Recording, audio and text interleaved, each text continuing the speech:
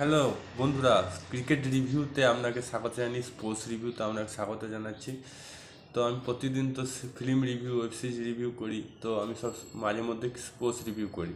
তো কালকে একটা খেলা দেখলাম, আইপিএল। আমি বললাম না কিছুদিন আগে যে খেলাটা যত এগোবে আইপিএল ম্যাচ, হ্যাঁ, তত ইন্টারেস্ট হয়ে যাবে। 200 রানটা মানে কিছুই হবে না। 200 যদি 10-20 রান হয়ে যায় তো আরও ইন্টারেস্টিং হবে।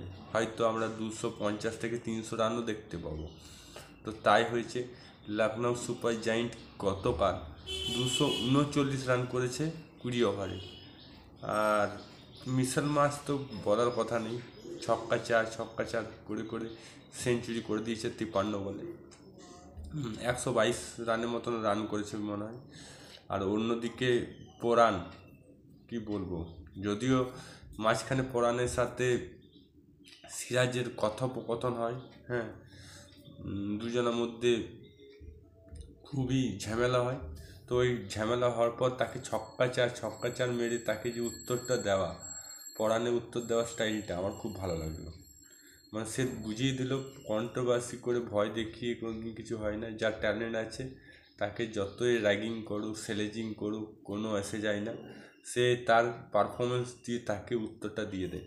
পরাণের পারফরমেন্স, উত্তর দেওয়াটা, বলে বলে ছক্কা চার মারাটা খুব সুন্দর। যারা কালকের ম্যাচ দেখেনি তারা খুব মিস করেছে।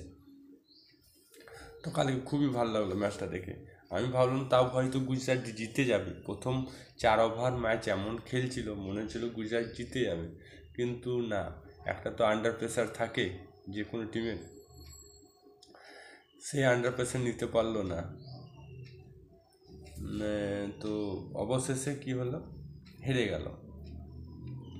অবশেষে গুজরাট টাইটান হেরে গেল। যদিও পয়েন্ট টেবিলে উপরে আছে, কোনো অসুবিধা নেই, এমনিতে সেমিফাইনালে যাচ্ছে।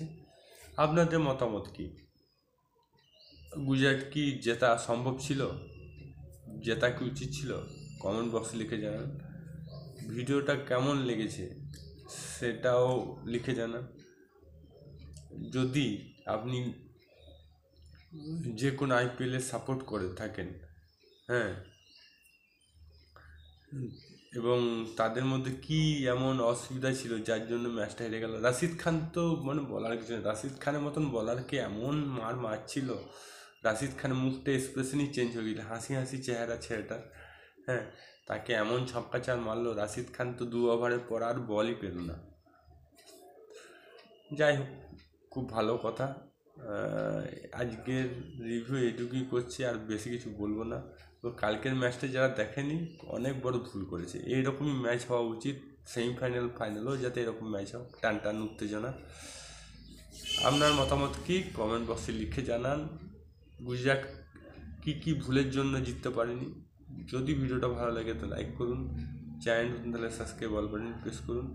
আবার দেখা হবে নতুন কোনো ভিডিও নিয়ে। তখন জয় হিন্দ, জয় ভারত, ভালো থাকো, সুস্থ থাকো।